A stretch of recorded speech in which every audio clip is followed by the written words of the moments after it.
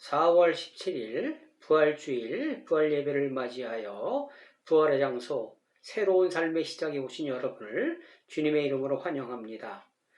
오늘 드리는 부활의 예배가 저와 여러분에게 평생 잊지 못하는 영원히 기억되는 부활의 삶으로 이어지는 복된 예배 시간 되시기를 주님의 이름으로 축원드립니다. 저와 여러분이 주신 말씀을 봉독해 드리겠습니다. 고린도전서 15장 12절 이하의 말씀입니다. 그리스도께서 죽은 자 가운데서 다시 살아나셨다 전파되었거늘 너희 중에서 어떤 사람들은 어찌하여 죽은 자 가운데서 부활이 없다 하느냐.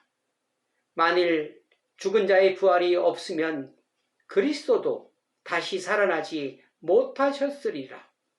그리스도께서 만일 다시 살아나지 못하셨으면 우리가 전파한 것도 헛것이요 또 너희 믿음도 헛것이며 또 우리가 하나님의 거짓 증인으로 발견되리니 우리가 하나님이 그리스도를 다시 살리셨다고 증언하였음이라. 만일 죽은 자가 다시 살아나는 일이 없으면 하나님이 그리스도를 다시 살리지 아니하셨으리라. 만일 죽은 자가 다시 살아나는 일이 없으면 그리스도도 다시 살아나신 일이 없을 터이요 그리스도께서 다시 살아나신 일이 없으면 너희의 믿음도 헛것이고 너희가 여전히 죄 가운데 있을 것이며 또한 그리스도 안에서 잠자는 자도 망하였으리라. 만일 그리스도 안에서 우리가 바라는 것이 다만 이 세상의 삶뿐이면 이 모든 사람 가운데 우리가 더욱 불쌍한 자이니라. 아멘. 사랑하는 성도 여러분, 지난 한 주간 어떠한 삶을 살아내셨습니까? 저와 우리 교회는 주님이 행하신 요일별, 고난주간의 요일별 말씀으로 의미 있는 고난주간을 체험해 보았습니다. 정말로 은혜의 시간, 부활의 삶이었습니다. 부활은 죽어서 믿는 것이 아닌 지금의 축복의 삶이라는 것을 체험한 특별한 한 주였습니다. 여러분께서는 어떠한 한 주간 보내셨습니까? 오늘은 죽은 자 가운데서 살아나신 부활절입니다. 부활절은 어떤 의미가 있을까요? 부활은 하나님께서 죽으신 예수 그리스도를 살리신 엄청난 사건이기도 합니다. 오늘 말씀 제목은 만일 이 세상이 끝이라면입니다. 만일 이 세상뿐이라면. 부활은 세상을 만드신, 세상을 주관하신 하나님께서 만드신 큰 역사입니다. 그러나 12절 너희 중에서 어떤 사람들은 어찌하여 죽은 자 가운데서 부활이 없다 하느냐 이렇게 반문하십니다. 하나님께서 하신 일을 부정하는 삶을 살아가고 있다는 의미일 것입니다. 부정하는 삶은 곧 대적하는 것을 의미합니다. 다메섹 도상에서 내가 왜 나를 박해하느냐 하신 말씀과 동일한 것입니다. 나는 단지 부활의 삶을 살아가고 있지 않은 것인데 그것이 하나님을 대적하는 것이라는 말씀인 것입니다. 그러면 부활의 삶은 어떤 것일까요? 이 세상의 삶이 전부가 아니라는 것을 믿는 것입니다. 히브리서 9장 27절 한 번 죽는 것은 사람에게 정해진 것이요 그 위에는 심판이 있으리니 이렇게 말씀하십니다. 부활의 삶이란 죽어서 죽은 후의 삶에서 얻는 것이 아닌 현 시대에서 볼 수 있는 살아내야 하는 삶이라는 것입니다. 그 사람의 말하는 것이나 행동을 보면 그 사람이 어떤 생각으로 어떤 마인드로 살아가고 있는지를 알 수 있습니다. 눈에 보이는 것을 추구하는 삶을 살아간다면 부활을 믿지 않는 없다 하는 삶을 살아가고 있는 것입니다. 자신의 이익에 따라 철저히 계산적으로 살아가는 사람들은 하나님을 대적하는 사람들입니다. 예수님을 믿는다는 사람들 중에서도 말로는 예수님을, 그러나 행위로는 부인하는 사람들도 믿지 않는, 부활을 부인하는 적 그리스도의 삶을 살아가고 있는 것입니다. 성경에는 이런 사람들을 죽은 사람들이라고 말하고 있습니다. 육체가 죽은 것이 아닌 영이 죽은, 영이 이끄는 삶이 아닌 육이 이끄는 삶을 살아가고 있는 것을 의미합니다.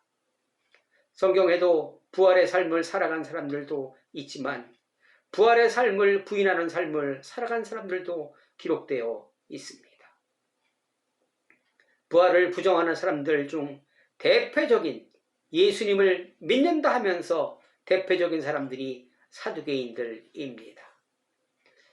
사두개인들은 이 바리새인들과 함께 유대 지도 계급의 양대 산맥을 이룬 사람들입니다. 신앙이 변질되면 어떻게 되는지, 진리를 잃어버린 종교가 어떻게 변질되는지를 잘 대변해주는 사람들이기도 합니다. 사두개인들은 대제사장 사독의 후손들입니다. 사독은 다윗 시대에 있었던 대제사장 가운데 한 명이었습니다. 그 후에 솔로몬 왕 때 아비아달 제사장이 아도니아의 반역을 도운 것으로 인해 그들을 다 쫓아내고 사독을 유일한 대제사장으로 인정했습니다. 이 사독은 죽음 이후의 삶과 관련하여 자기 스승이 한 유명한 말을 오해함으로 사후의 세계를 부인하는 신학을 정리하게 되었다고 합니다. 그래서 그들은 몸의 부활도 없다고 부인했습니다. 진리에, 하나님의 말씀에 자신의 생각이 개입되니 사이비 교주가 되어 많은 생명을 소홀로 끌고 가는 위험한 일이 벌어질 수 있다는 교훈이기도 합니다. 저도 한때 사두개인의 삶을 살았습니다. 예수님을 잘 알지 못했고 신앙이 무엇인지 구분하지 못한 때가 있었습니다. 돈 벌어서 헌금 많이 하면 그것이 복이고 그것이 믿음인 줄 알았습니다. 가끔 그때를 회상해 봅니다. 그렇다고 지금 확 변한 것은 아닙니다. 단지 횟수가, 주님을 부인하는 횟수가 조금씩 줄어들 뿐이기도 합니다. 이처럼 예수님을 믿는 우리도 때로는 사두개인의 삶을 살아가기도 하지요. 요한복음 7장 17절에 보니까 그러나 유대인들을 두려워함으로 드러나게 그에 대하여 말하는 자가 없더라. 또 요한복음 19장 38절에 보니까 아리마대 사람 요셉은 예수의 제자이나 유대인들이 두려워 그것을 숨기더니, 이렇게 이야기합니다. 또 디모데후서 4장 10절에 보니까 대만은 이 세상을 사랑하여 나를 버리고 데살로니가로 갔고, 이렇게 말씀하십니다. 예수님을 믿다가 떠난 사람도 있고 예수님을 믿긴 믿되 자기 논리대로 믿는 사람들도 있다는 의미일 것입니다. 내가 예수 믿는다고 말했다가 아는 체 했다가 괜히 나만 손해보는 거 아닌지 중간만 가자 하고 묵묵히 눈치 보며 저 사람이 예수를 믿는 사람인지 안 믿는 사람인지 구분하지 못하며 살아가는 사람들도 있을 것입니다. 예수님이 지신 십자가형은 아무에게나 집행하는 것이 아니지요. 반체제 운동을 한 사람, 정권을 부인하는 사람, 또 흉악한 범죄자들에게 집행하는 것이었습니다. 십자가는 세상의 원리가 아닌 세상에 살지만 하나님의 원리로 살아가는 것을 의미합니다. 그런 삶이 힘들고 어려우니 내 생각이 개입되어 자신의 편안함과 이익 앞에 사두개인의 이론을 대입하여 잠시 부활을 잃어버린 삶을 살아가는 영적으로 죽어있는 삶을 저와 여러분은 살아가고 있을 수도 있다는 것입니다. 예수님을 믿어도 떳떳하게 말하지 못하고 살아가고 있는 모습일 것입니다. 부활은 이러한 껍데기를 벗어버리는 것입니다. 당당히 예수님과 동행하는 것을 힘들고 어렵지만 드러내는 삶을 살아내는 삶이 부활입니다. 부활은 죽었던 내가 다시 살아나는 축제 중 가장 큰 축제이기도 합니다. 전도서 9장 4절에 보니까 모든 산자 중에 속해 있는 자에게는 누구나 소망이 있은즉 산개가 죽은 사자보다 낫기 때문이라 이렇게 말씀하십니다. 이 부활의 말씀을 묵상하면서 번쩍 뜨인 하나님의 말씀입니다. 어떤 의미일까요? 당시 사자는 신과 권위를 상징하는 많은 사람들이 부러워하는 사람들을 의미하고 있습니다. 반대로 개는 멸시의 대상이었습니다. 그런데 부의 상징인 사자가 죽었다는 것입니다. 죽었다는 것은 아무것도 할 수 없다는 말마따나 죽은 시체입니다. 아무짝에도 쓸모 없습니다. 그러나 살아있다는 것의 의미는 다릅니다. 비록 개이지만 살아있기에 변할 수 있는 것입니다. 변할 수 있다는 것은 희망이 있는 것입니다. 나만을 위한 삶에서 누구를 위한 존재가 되기 위함으로 변할 수 있다는 것입니다. 인간의 존재는 의미 있는 무엇인가 되는 과정이기도 합니다. 그러므로 살아있다는 것은 소망이요, 희망이며 하나님이 주신 축복이며 가장 큰 선물이기도 합니다. 내 이익에 따라 사두개인의 삶에서 이제는 어엿한 부활의 삶을 살아갈 수 있는 존재로 변할 수 있다는 것입니다. 이것이 살아있다는 것의 특권이기도 합니다. 시편 18장 30절에 보니까 하나님의 도는 완전하고 여호와의 말씀은 순수하니 그는 자기에게 피하는 모든 자의 방패시로다. 이렇게 말씀하십니다. 하나님은 나의 기도에 나의 곤고함을 보시고 폭포와 같이 도와주시고 위로하시고 개입하시고 구원하신 후 고생한 나를 감싸 위로해 주시는 분이십니다. 얼마나 힘들었니? 그러나 그것으로 끝난다면 일반 종교와 다를 바 없습니다. 하나님은 위로뿐만 아니라 선한 싸움을 할 수 있게 무장시키시고 우리에게 힘을 주십니다. 전사로 만들어 주십니다. 좋은 군사로 성장하시기를 원하십니다. 부활의 삶으로 살아가기를 원하시고 계십니다. 출애굽시 하나님이 하신 일을 보면 백성들은 한 일이 없습니다. 열재앙, 그렇죠? 그리고 출애굽할 때 애굽 사람들의 마음을 감동시켜서 금은부화를 다 주게 하셨습니다. 그리고 홍해도 갈라지게 하셨습니다. 반석에서 물도 나게 하셨습니다. 그러나 어느 순간 아말렉과의 전쟁에서는 싸우라고 명령하셨습니다. 그래서 모세와 아론과 훌은 산이 올라가서 높이 손을 들고 기도했습니다. 여호수아는 현장 전투에 투입되어서 아말렉을 전멸시켰습니다. 승리하게 하였습니다.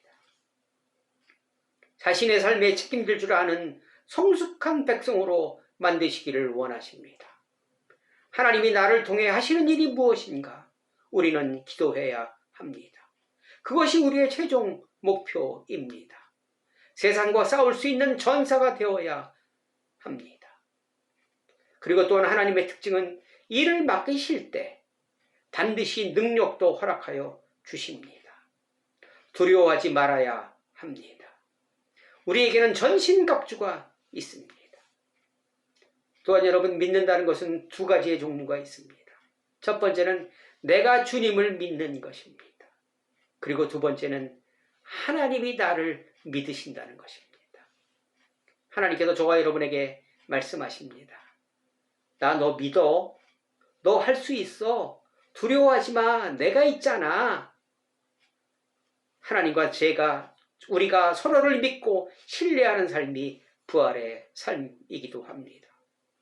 어린아이의 신앙에서 딱딱한 음식도 먹을 수 있는 것이 부활의 삶입니다. 다시 한번 말씀드리지만 십자가는 세상을 거스르는 세상의 방법을 따르지 않는 삶입니다. 그러기에 힘들고 어렵고 눈물이 납니다. 일제하에 독립운동하시던 분들 얼마나 어렵고 힘드셨을까요? 우리는 지극히 작은 일부터 시작하면 됩니다. 이웃을 위한 자동차 운전, 이웃을 배려하는 주차, 쓰레기 분리수거, 이웃을 위한 작은 말 한마디 찾아보면 얼마든지 있습니다. 그것이 축복의 통로가 되는 삶입니다. 하나님이 나를 축복하시기 위해 만들어 놓으신 부활이라는 장치이기도 합니다. 고린도후서 5장 17절 그런즉 누구든지 그리스도 안에 있으면 새로운 피조물이라. 이전 것은 지나갔으니 보라 새 것이 되었도다. 이렇게 말씀하십니다. 새로운 삶을 만들어 주시기 위해서 너는 나의 형상이라는 것을 다시 한번 증명하시고자 부활하신 것은 아닌지 생각해 보았습니다. 사랑하는 성도 여러분, 사람에게 미련을 두는 것만큼 부질없는 것이 없다고 합니다. 왜 그럴까요? 만물보다 거짓되고 힘이 부패한 것은 마음이기 때문에 그렇습니다. 우리는 양 같아서 다 제갈길로 가는 내 이익 앞에서 내 밥그릇 앞에서 작아질 수밖에 없는 사람들이지만 그런 우리를 예수님께서 부활로 다시 한번 부르고 계십니다. 예수님을 부인한 베드로도 바울도 아리마대 요셉도 그리고 저와 여러분들에게도 부활의 손을 내밀고 계십니다. 누구나 적재적소에 사용하시는 예수님이십니다. 의인은 7번 넘어질지라도 다시 일어서는 다시 시작하는 사람들이 하나님의 백성들입니다. 부활의 신앙입니다. 여러분들은 누구를 위해 믿고 계십니까? 여러분들은 말 못하는 숨은 제자이십니까? 숨기고 싶은 제자이십니까? 예수님을 따르는 십자가를 지시는 제자이십니까? 오늘 부활하신 예수님을 만나셔야 합니다. 예수님을 무덤에 그대로 두시면 안 됩니다. 19절 만일 그리스도 안에서 우리가 바라는 것이 다만 이 세상의 삶뿐이면 모든 사람 가운데 우리가 더욱 불쌍한 자이니라. 불쌍한 자의 삶에서 벗어나셔야 합니다. 옳지 않은 일은 옳지 않다고 말할 수 있는, 의롭지 않은 행동은 옳지 않은 일이기에 돌아서는 삶, 멋진 삶입니다. 주님이 책임지십니다. 어떤 삶을 살아내시겠습니까? 부활과 함께 동행하는 새로운 삶 살아내시기를 주님의 이름으로 간절히 축원합니다. 여러분 감사합니다. 기도하시겠습니다. 이제는 우리 구주 예수 그리스도의 은혜와 하나님 아버지의 극진하심과 성령님의 감동감화 역사인도 내줘 교통하심이 오늘 부활을 맞이하여 새로운 삶을 추구하며 살아가는 모든 성도님들 머리 위에 지금으로부터 영원히 함께하기를 간절히 축원하옵나이다. 아멘. 여러분, 내일부터는 코로나에서 벗어나 모임의 규제나 영업시간이 제한들이 모두 해제된다고 합니다. 부활을 맞는 저와 여러분들도 모든 세상의 속박에서 벗어나 새롭게 출발하시는 승리의 삶 되었으면 좋겠습니다.